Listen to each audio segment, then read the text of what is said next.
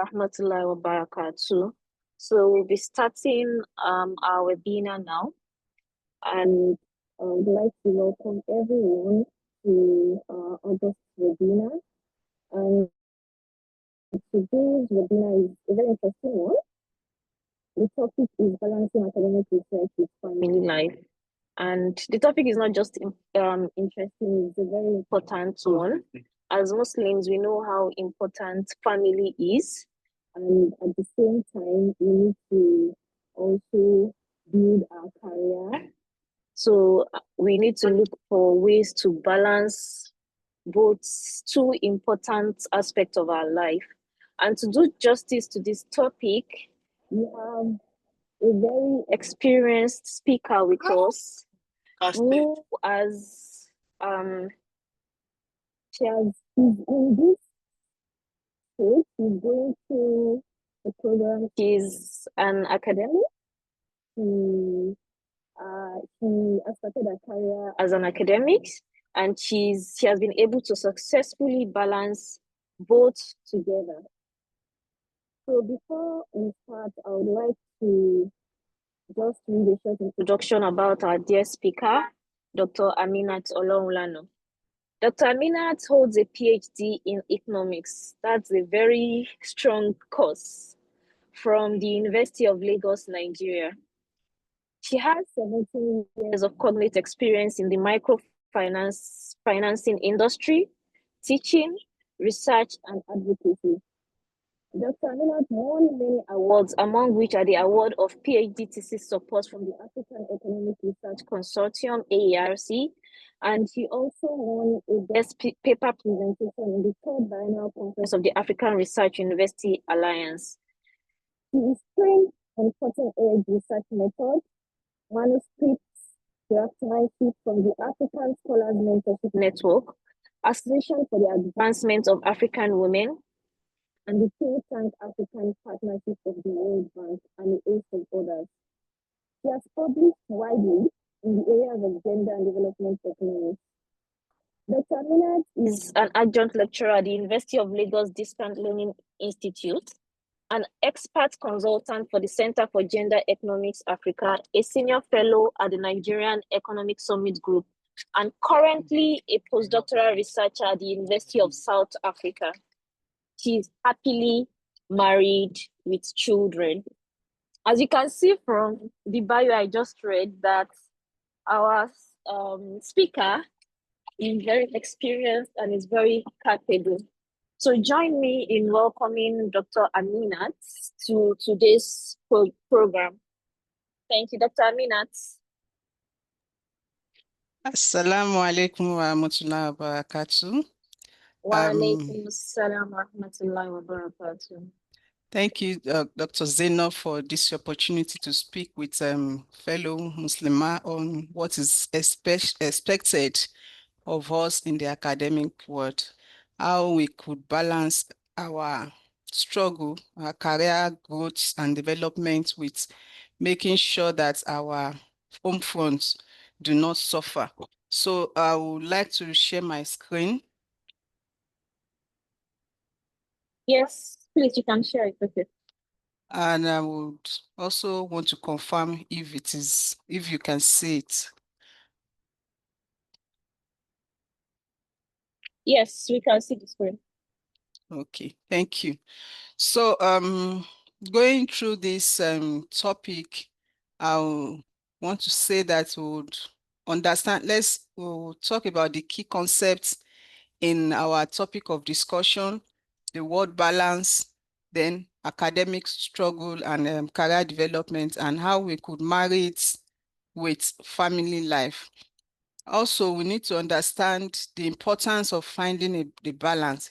Why do we really need to find a balance in both pursuits?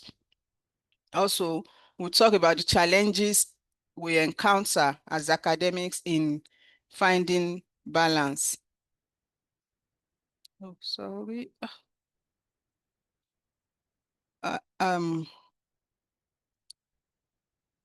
Something crop up. I can't see my screen. Let me quickly rectify that. I think it's the Oh,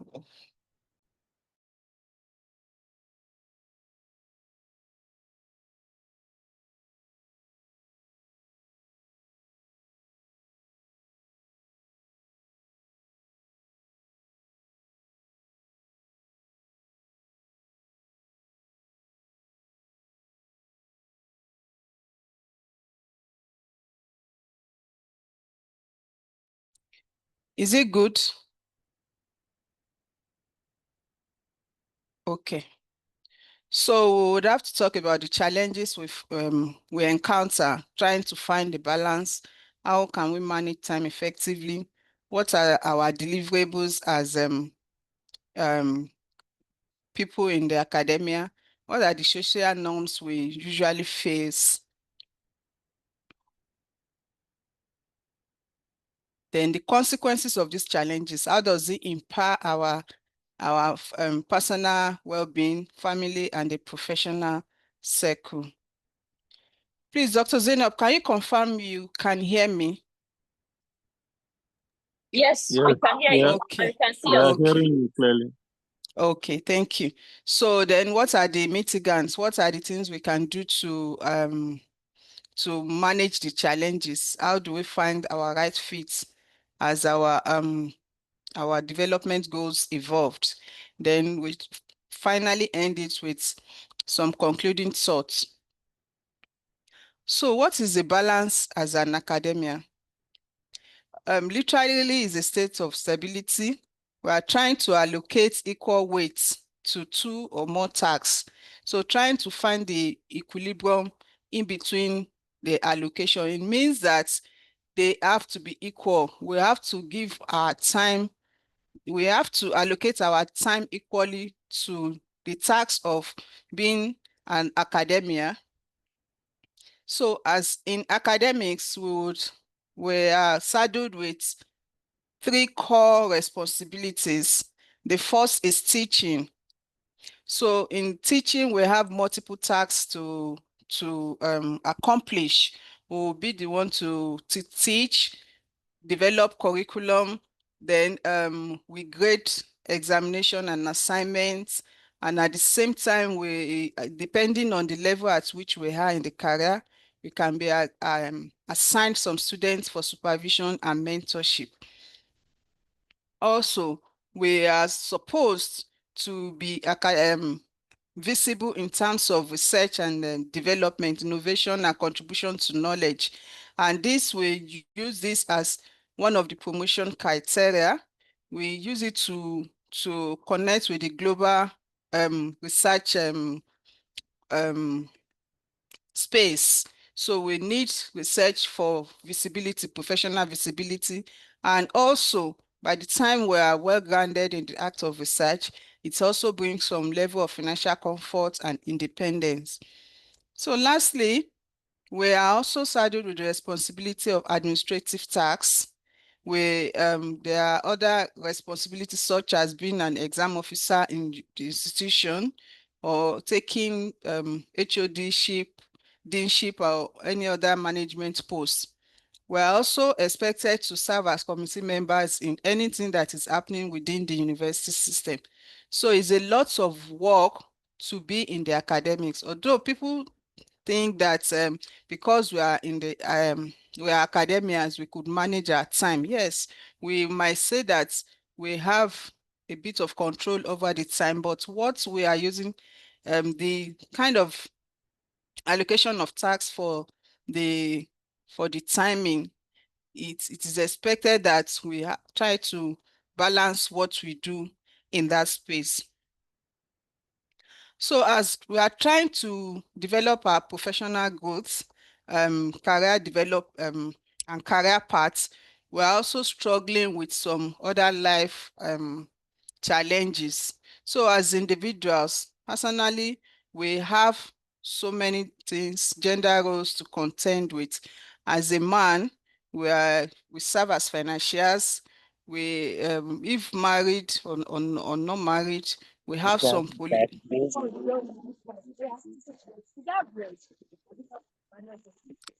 have some leadership.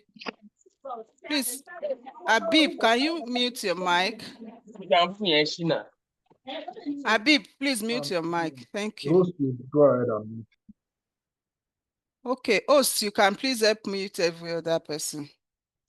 So we serve as protector, giving some sort of financial security, and at the same time social security. For you, you serve as motivation for the family. They see you as a comforter. So you also have so many roles to play as a man. And secondly, for women, we have domestic tasks, washing, or cooking, child rearing, um, so many, a lot of emotional labor. We have postpartum tasks to also contend with. So a whole lot is happening as individuals. So we have that might even end up giving us some kind of role strain or role complexity. So aside that, we also have other exogenous pressures that we manage as individuals. We have family for some that of us that are married. You have your external family to take care of. You have your in-laws. They would have their social functions. You have to be there. You have to be socially responsible in your community. You also have to take the issue of religion seriously. So it is very, very important that we now try to balance both. We can see this young man struggling to balance between work and life, and that is how individuals behave on daily basis. So how is the question is now asking that how do we now balance these both tasks together? So why is it important to find balance? It is important for us to be able to achieve emotional, mental, and physical well-being, to be able to think, to have mental stability, think constructively, and be able to function optimally in the world view. We need to find balance to even be able to be productive in our main assignments of teaching and research output. Because if we could not find the, if we don't, we will get there to see the consequences of not finding a balance. So finding a balance also entails that we are able to establish good relationship with yourself as an individual, your family, your friends, and professional network. So in the long run, finding balance will help us achieve an overall fulfillment of desires, a sense of purpose, and eventually we can be able to have an action-based plan for personal growth and career development. So in achieving, trying to find a balance, what are the challenges we usually encounter in the world of academics? They are enormous, but we will have to limit them to the institutional challenges, the economic, social, and personal challenges. In terms of institutional challenges, um, our institutions are not too effective in managing teaching workload. In the higher times financial reports, it is said that the students' teacher workload should be an average of 8 to I think 12. And then in Japan, we even have some students to teacher workload of less than 1.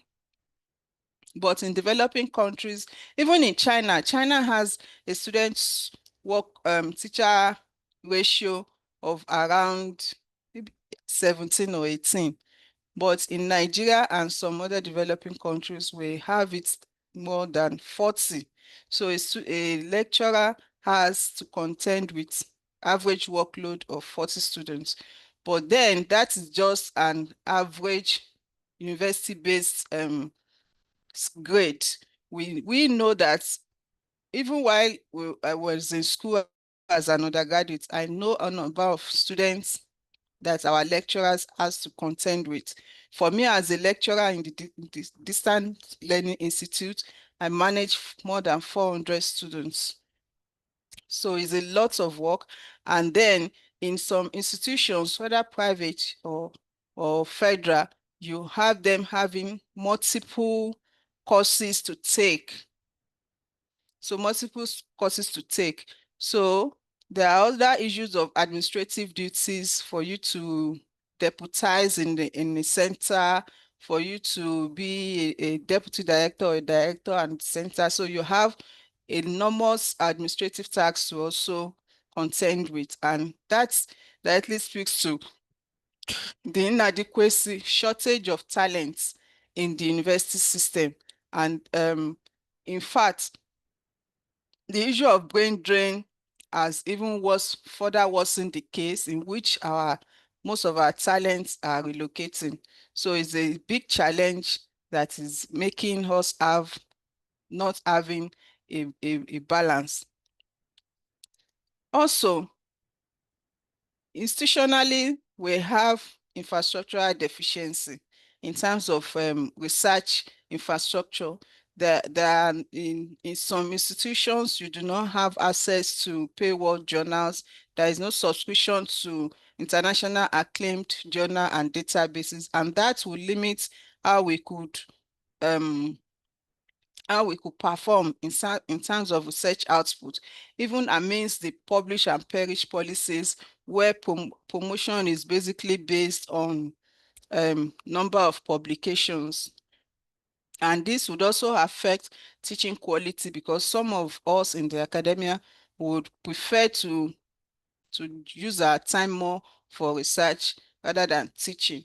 Also, in the sciences, we have outdated or non-functional laboratory equipment. Even in the social sciences, some of these econometric laboratories, majority of them are not functioning. So it is a challenge that is um, further straining our capability to be able to manage our time efficiently. So a key issue to also contend with is the low remuneration. So because of low remuneration, um, a lot of us now take up multiple jobs. We take up multiple lecturing opportunities. We'll be the one at Christopher's, we'll be the one at taking DLI, taking so many other teaching opportunities for us to be able to balance the low remuneration that we are having. Also, in the institution, there is lack of research incentives for publication. So it's not motivating for people to go into quality research because there are no motivation, there are no incentives for publication. In some other institutions, once you publish and you publish in a quality journal, there is a compensation that is attached to your name. For South Africa, I think there is a 50,000 rands for you to be an NRF rated publisher. So also, we also do not have that onions of grantsmanship. So most of us, rather than going into um, thorough work of trying to write grants, writing funded research projects, we now go and resort to low publication journals for us to be able to meet up with our promotional targets. So it has also experienced that there is inadequate research and development training. Even some of the trainings are mostly politicized, where peg is not the right peg is not inserted in the right hole. We see that once we go for some of these trainings, we are going there to make connections and they eat and come back. So it's a challenge that is really affecting us in striking the balance. So also we have issue of mentor activities in teaching, publication, and other tasks. What do I mean by that? In some of these our institutions, we have superior um, try to politically oppress their younger the younger staff. Maybe there is some kind of um um what do you call it, pairing for teaching activities, and it boils down to the fact that it is the younger lecturer, the ECRs, that bears the brunt. Even in publication, you hear most things like, please add my name, let me be part of your publication, without having the right contribution or appropriate contribution to the publication process. So it further strains the work, instead of it to be a kind of division of labor where each person would take his part and then everybody will be fine. The workload will now be pressured on the younger staff. So we have the economic challenges. Even amidst the fact that the remuneration is poor, we also see that inflationary pressures have eroded the purchasing power. So it's a big challenge, and people are trying to run the rat race to be able to meet up with their financial obligations. So then not having enough time for the family. So we also have some forms of social norms in terms of role complexities. You, as a man, you be a son to your parents, you are the father to your children, you are the brother to your siblings, and all of this also have some form of commitment in terms of finance and um, physical engagement. So it is a whole lot of um, a whole lot of issues trying to balance how you want to navigate your roles without having role strain. We also have extended family demands and social religious pressures in the sense that you have a whole lot of activities to attend to. You would have charge you to observe. We have different types of trainings and conferences that also goes on in the religious space. So all of these are really mounting pressure on our health and also taking us further away from family demands. So it is also seen that there are no social support. There is no official flexible work schedule, although some of the staff or academics try to maneuver their ways in looking for the number of days to come to work and number of days not to come to work. So there is no official flexible work schedule, and then mental health support is also missing. Nobody cares how you feel mentally. What they want is for you to deliver. And that further strains our mental health and makes some of us to go into insanity and what have you. So another challenge that is personal is ineffective time management, how we want to manage our time within work, family, and social media. Social media space is a big thing to contend with in terms of time management. So ineffective time management, the little time that we have, um, is also being shared in the social space. So it's a challenge for us in the academics. So having noted all of those challenges, how does this now impact our life? What are the consequences of having an unhealthy work-life balance? We see that there are aggravated stress levels, there is a mental exhaustion and burnout, and in such you notice some form of persistent tiredness, fatigue, loss of interest to work, and related tasks. Also, mental issues or mental instability and um, physical medical condition setting. Most of us now, there was a time I was joking with my friend that I've never seen an academics not using a recommended glasses. So because of the kind of work we do and how much we um, strain our eyes with the computer and some of these devices, we begin to have issues with our eyes. Then long time sitting can give us some form of poor posture, having persistent and severe back pain. And because of inadequate rest, we tend to have high blood pressure and managing some other ailments. And in terms of mental issues, we have sleeping disorder, anxiety, being anxious about the future, or being anxious about not meeting the publication targets. It becomes then it brings academics to depressive mood, and in some rare and extreme cases, we have issues of suicidal thoughts. So, because of the inability to manage the family relationship from the home front, taking care of the children, the husband, the family, there can be a kind of emotional neglect where you would get to your space in the home and will not have the right mood, the timing for having one-on-one relationship with the spouse. So this could lead to some form of detachment in the home front where um some of, especially the women, now they become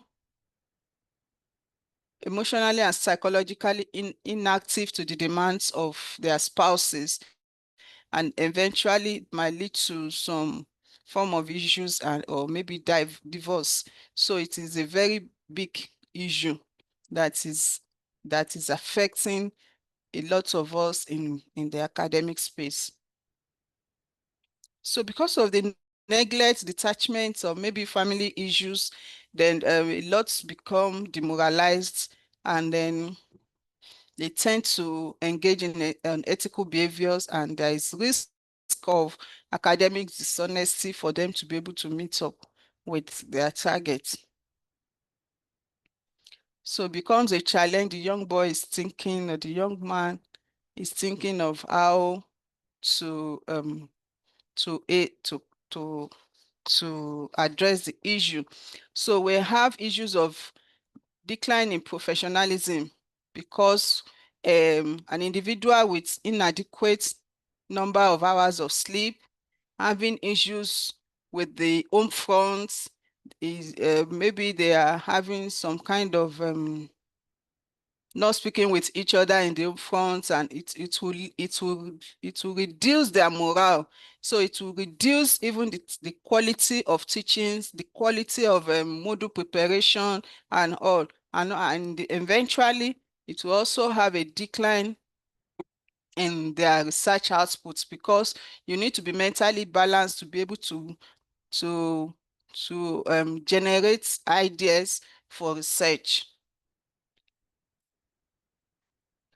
So because of that, there will be some form of career stagnation, where you would now have to be taking excuses to visit the hospital, taking the excuses to attend to family issues, pressing family issues, and then because of maybe complaints from students and the quality of outputs in the students' performances, there may be issues of withdrawal of courses or reallocation of courses.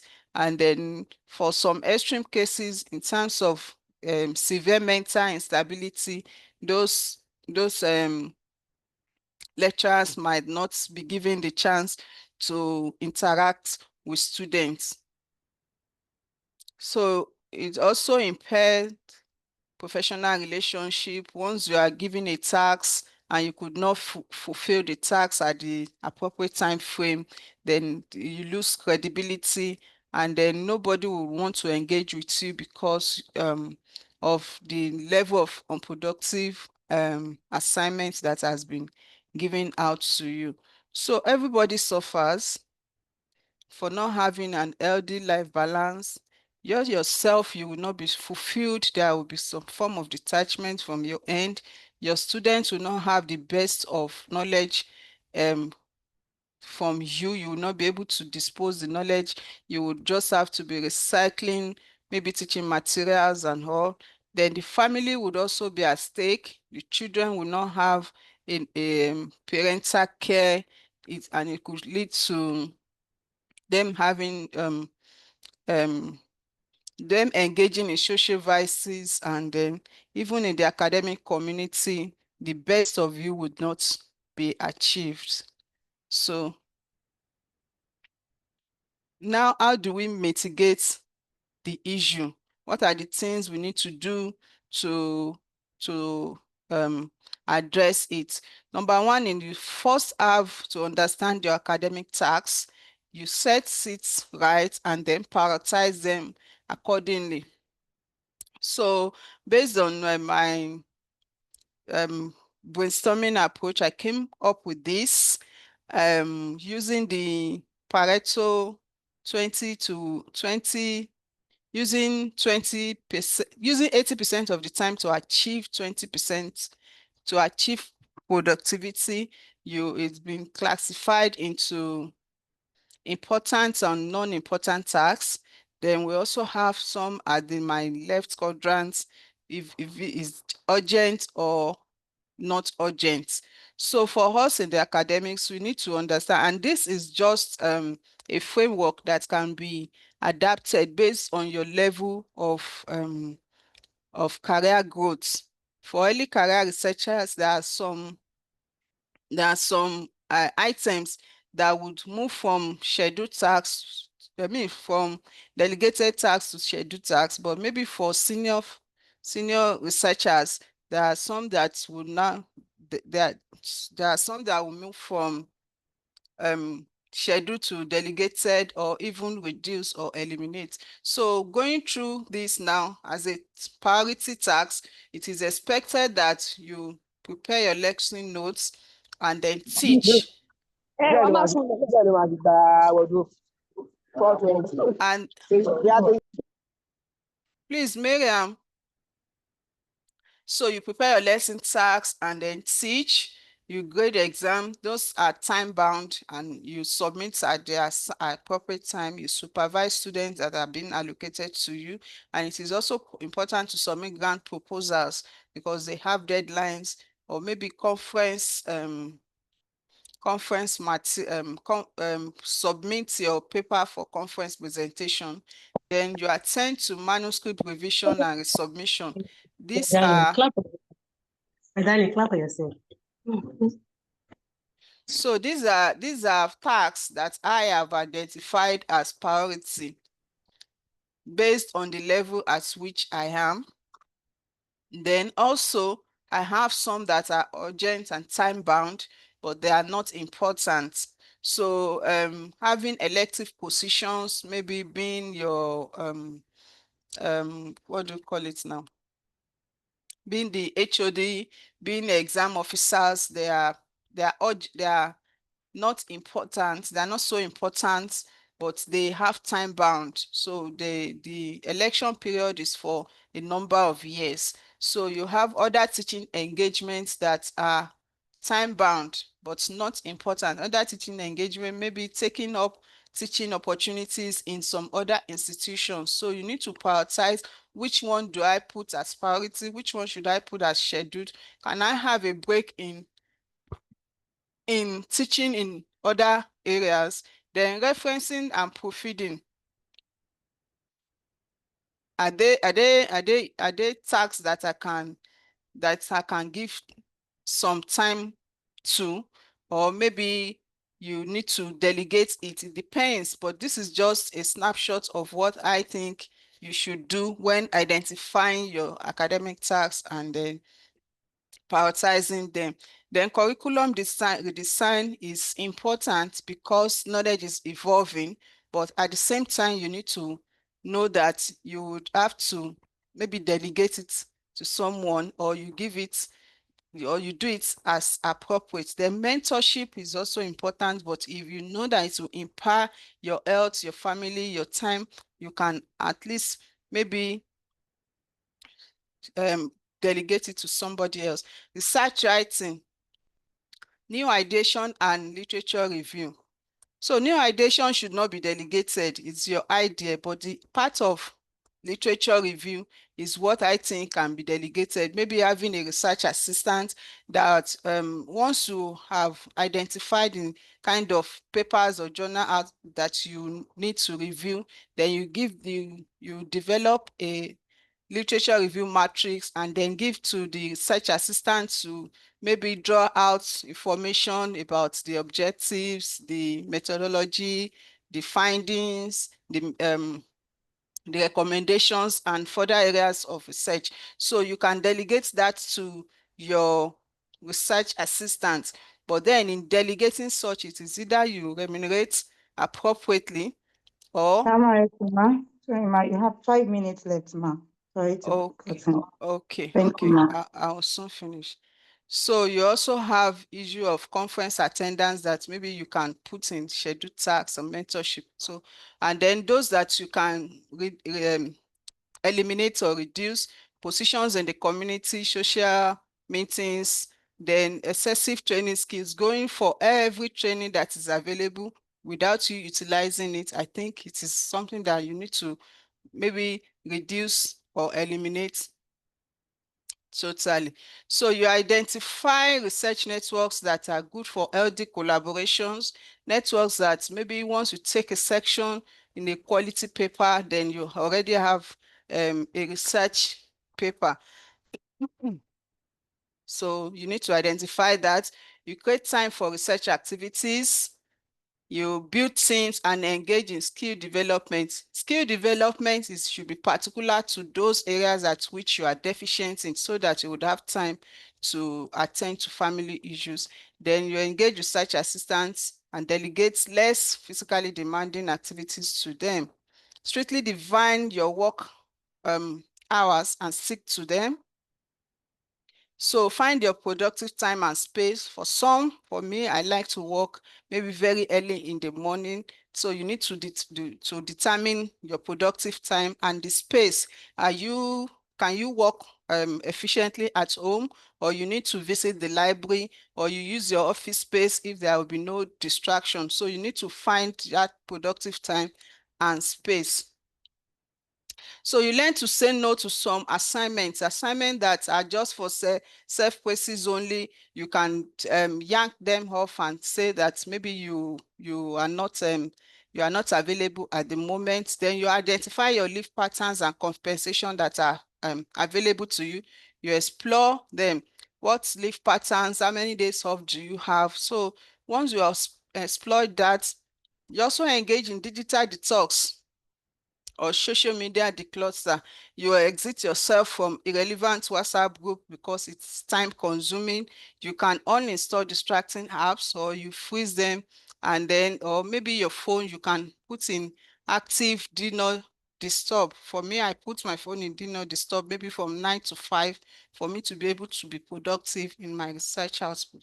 So you avoid unhealthy mortgage. You avoid too much loans that will now put you to be running the rat race. So you not engage in competitive pressures to amass wealth, because as an academics, the traditional mindset is for you just to be okay and not just for you to amass wealth, but things are changing. But if you need to run that race, then engage in businesses that require less of your physical presence. So that will give us some time. Then spousal support is essential. You need to choose rightly if you have not chosen one. You need to understand what this kind of support you can get from your spouse, or how they understand the field, because it's a very complex field. Yes, they know we have the time, but the time is also not there for us. So you embrace self-practice care. It is the hallmark of finding a fit. Engage in physical exercises, maybe walking, yoga, you go for sauna, or massage, depending on what works for you well. For me, I go for sauna and massage at University of Lagos. There is a space for it there. So you get adequate rest, maybe 8 to 10 hours for you to feel rejuvenated, I don't know, to feel active for the next day's work. Then you eat healthy, for maintain plant-based diets, then refrain from processed food so that you would not be frequent in the hospital. So you take time off social media. So that will be used for self-reflect on deficient skills, and then you map out plans to upskill. So in conclusion, finding a balance between academic work and life is an illusion. You cannot allocate equal time for both, but then you can creatively adapt your balance as your personal goals evolved, because there is no one size fits all. You need to curate what works best for you. Then you maintain a parallel movement between the two. Don't delay life for work, because so many at times we don't get to live that life. And then after we are gone, the work still continue. So be mindful of finding the right fit, for it is a journey and not a destination. I thank you. If you want the changes, then I think it is now we start acting on the few things that we have had. So thank you for your attention. This is where we are drawing the curtain. Thank you. Thank you very much, Dr. Aminat Olohunlana. I believe everybody has enjoyed today's lecture. It has been really impactful. So say Jazakallah khairan to you. May Almighty Allah continue to increase you in knowledge. Amen. So the next thing now is questions. If we have anyone that has questions to ask, please kindly indicate, and then you can unmute yourself and ask the question.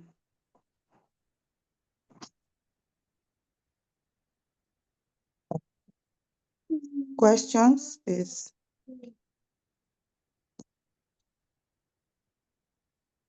Okay. I Assalamu haven't seen alaikum. any hand.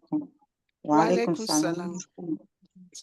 Thank you very much for a wonderful time with us, Dr. Amina. I really appreciate the nuggets. Okay, so I have a question that is a little bit tilted to being a woman. I'm glad that you're a woman here too. With regards to okay, so the reality of our, say, laboratories and the resources that are available to us here in Nigeria, it is not news that there are most things that are evolving now that we can't get done here in Nigeria. And yes, we have opportunities out there to actually get some of these things done outside. You know, there are laboratories that are willing to say, okay, come around, we'll sponsor some things for you, and then you can do some analysis here. So, being a woman and probably being married with children, what's going to be your advice with regards to going for, say, 6 months, 12 months? Have you had such experiences? How did you navigate? Do you know someone who was able to, balance that? You don't want to be a dinosaur in your field. You want to move, right? So you want to also go with the trend of things. At the same time, you don't want to stay back here and just manage whatever it is. Give people analysis to do for you, and you're not even sure if the person is doing it right. So what's going to be your advice for we women who want to do it right? We want to do it as good as possible, but then there's also family to consider. Thank you. So it's a very important question, especially as it affects women. The very first advice or comment I would make is number one is spousal support. If your spouse have supported you to move. That is when you can even consider moving. Then secondly, in terms of caring for the children, the most important thing is to understand at what points our children are. Are they still at the level where they need our direct tutelage? Are they at the point where they can just take instructions and they'll be fine? So we need to understand that. And then the supporting community, if you have maybe your parents that are still active. For me, I'm currently experiencing such, but the only thing that keeps me going now is the fact that I have a strong support system. My husband is always supporting me in what I want to do, and I have my extended family, my mom that can take care of my children, and my children are also still at the level where they can take instructions and act. But if they are still at the level between maybe 0 and 10, the eldest, then it is for you to consider the family first, in the sense that we would need to give give some time off taking care of the children and managing the kind of resources we have at the moment. And then with time, when they are grown, you will now pursue your career, because the very first thing is that we must be mindful of the fact that our first responsibility as a woman is to take care of the family. So I hope that helps.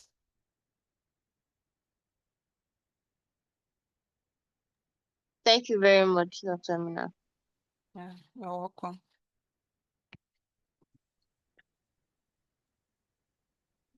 Do we have any other questions, please? For those of us that have just joined the meeting. Assalamu alaikum warahmatullah. Wa alaikum salam wa rahmatullahi wa barakatuh. Thank you, Dr. Aminat, for the enlightening session. My first question is on workload and then career development as a lecturer. So with the fact that sometimes we have too many courses to handle, and then on the other side, you are supposed to write, you are supposed to publish, you are supposed to attend conferences and then present paper at conferences. So how can one merge these two different assignments together? That's the first question. Then secondly, is on the issue of self-care. Many a times you are told to do things that make you happy, things that excites you. So I really don't know. I don't know. Most times I sit and like, okay, what are the things that make me happy? You go to class, you give lecture, you do this, you do that. At the end of the day, there's even little or no time for self-care. So thank you. Oh, it's a thank you for the question. In terms of workload, I don't know the institution that you are and the relationship you have with your superiors. Most times you can have a one-on-one discussion with your superior to be able to retain some courses for you. So once you have some courses retained over the years, maybe say 3 years, then you would not have that that need to review your notes if you have done your notes properly ab initio. So that's you can use to manage time in terms of workload. Then in research, like I said earlier, it is for you to identify LD collaborators. I use the word LD because there are some collaborators that you don't have LD relationship with. So what I did was to identify people in my area that has published well, or they have the strengths in areas at which I am deficient. So we collaborate. If I write literature review, they do analysis, I do conclusion, and 2, 3, 4 sections, we spread it. So if you have written literature for a section with a group, you can write introduction for another section, for another group, you can take another section for. So that means that you have been able to spread your research output to maybe 4 research to 4 articles. So by that you should be able to meet up with your demand for targets. And I do not also know the level at which you are and how soon you are needing the publications for promotion, and then how the points calculation is being done. For some institutions, they don't need too many authors, so you might just identify one person that is good that you can work with. So you can also maybe make it as a point of duty to just write something in a day in terms of article. Maybe since once you want to, when you want to sleep, you can just maybe do a section or a paragraph. Another thing that worked for me is having a systematic literature review. Systematic literature review, you would have reviewed as many articles as possible, maybe like 100 in an Excel sheet. So you just have to like trying to take each gap you have seen and develop on that. So for self-care, it was really when I was dying that I knew the importance of self-care. Immediately after I finished my PhD, I broke down. I was really, really ill. So I had to understand the fact that I need time for myself. So what I did was not too much. You maybe taking 10 minutes, 20 minutes to have a stroll in your environment or vicinity, or possibly you can have some maybe set of sisters that you in the same space and the same interest that you could hang out with, or maybe have some form of eat out with your family.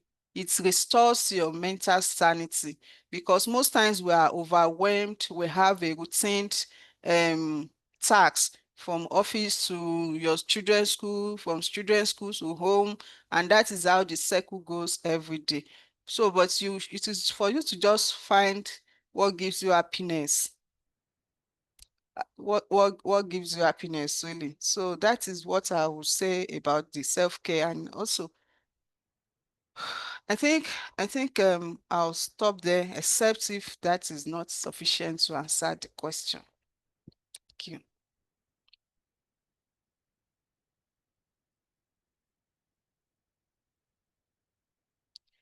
Okay, I think I mentioned something, or maybe I've forgotten, that you can give yourself a break. A break does not mean that you would have to maybe some form of very big and expensive vacation. It might be just 2 days in the village without your phone, in your village or your hometown without your phone, and then you have an intimacy with your family. So you can do that too. It will help you to manage self-care. Yeah.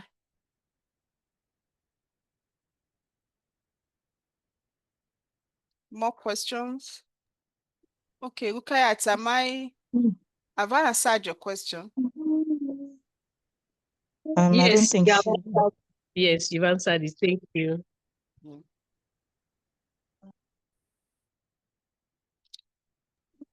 I don't know if anybody has another question, please. I think everybody has well understood the lecture. Thank you so much, ma. It's my pleasure to be here.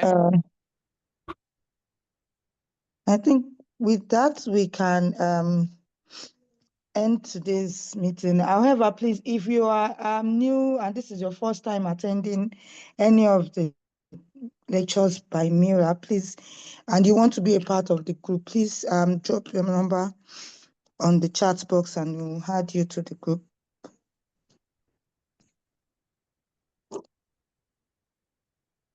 Let's all say Jazakallah khairan to our lecturer one more time, then we can end the meeting, please. Thank you very Jazakumullah much. khairan. Jazakallah khairan, ma'am. May Allah make the lessons beneficial to us here and thereafter. Amen. Amin. Jazakumullah khairan, ma'am. Jazakallah khairan. Thank you very much, ma'am.